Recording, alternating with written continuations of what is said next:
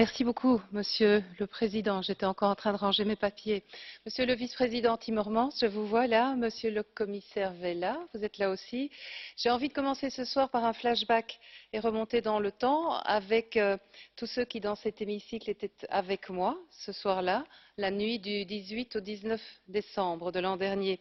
Ce trilogue-là, et j'en ai mené quelques-uns ici depuis que je siège, depuis 20 ans que je siège au Parlement européen, ce trilogue donc, où l'Union européenne a dit non au plastique à usage unique. 12h30 de négociations marathon avec le Conseil pour donner lieu, pour donner jour à la législation la plus ambitieuse, être exemplaire. Nous n'avions d'autre choix et prendre le lead donc pour mener la bataille. J'ai dû intervenir des dizaines de fois déjà, en commission, en groupe, en plénière, en audition. J'ai rappelé les chiffres, les images, la situation tragique de nos océans dans le monde, mais aussi chez nous, à la maison, en Europe. Le plastique empoisonne nos mers, il tue leurs habitants et il nous menace, nous, au bout de la chaîne. Il était urgent d'agir, à commencer donc avec les plastiques à usage unique, 10 d'entre eux, et avec le matériel de pêche. Ceux-ci représentent 70%, 70% de l'ensemble des déchets marins.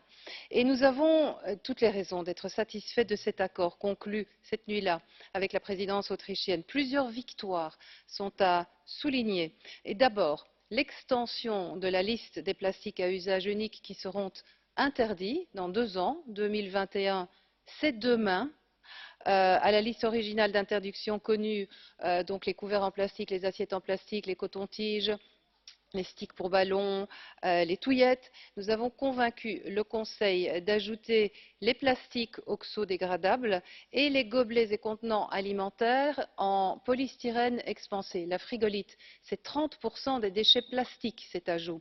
Nous avons maintenu aussi, et ce ne fut pas facile, face à un Conseil réticent, le régime de responsabilité élargie du producteur. Ce principe donc du pollueur payeur est maintenant au cœur de notre législation.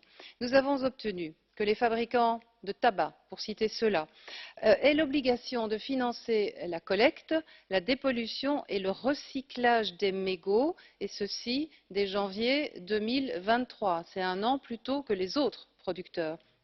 Encore un point, et non des moindres, nous avons ajouté, et ce point-là, qui est un tout petit peu passé en silence, il est essentiel. Nous avons obtenu d'ajouter un objectif de contenu recyclé de 25% pour les bouteilles en plastique. Les bouteilles, je le rappelle, c'est l'objet numéro 1 sur le podium en nombre des objets retrouvés et qui polluent nos plages et nos océans.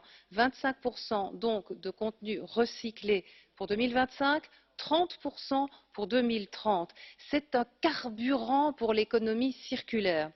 Pour les filtres de cigarettes, de l'acétate de cellulose, du plastique donc, pour ceux qui ne le sauraient pas, le Conseil et la Commission ici n'ont pas repris nos objectifs de réduction.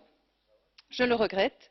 En revanche, nous avons obtenu un marquage obligatoire sur les paquets pour alerter sur leur impact environnemental. Peu de citoyens le savent aussi. Un mégot, un seul de cigarette jeté à l'océan pollue entre 500 et 1000 litres d'eau. Pour les gobelets et les emballages alimentaires, ici le texte précise maintenant une réduction ambitieuse et durable pour 2026. Nous voulions des objectifs chiffrés, on n'y est pas parvenu, pas au niveau européen. Cette responsabilité-là, elle est renvoyée à la responsabilité des États membres. J'engage ici donc évidemment et de ce pas les États membres à aller plus vite sur cet article 4, comme sont en train de le faire toute une série d'États membres et même de régions, la France, la Wallonie ou l'Autriche aussi, via les déclarations très récentes et très ambitieuses du chancelier Kurz. Notre législation fera économiser 6,5 milliards d'euros aux consommateurs et va créer entre 30 000 et 50 000 emplois dans des filières où il existe un vrai savoir-vivre en Europe. C'est considérable et chacun en est conscient. C'est plus, tellement plus que la directive paille côte à laquelle on nous réduit parfois.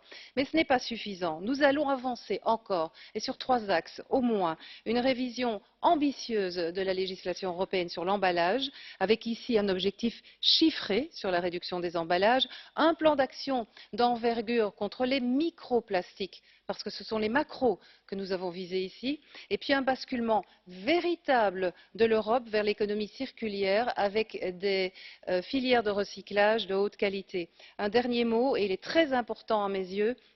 Le résultat que je vous présente est très clairement un travail d'équipe. Je dépasse un tout petit peu, mais je prendrai sur mon temps final, Monsieur le Président.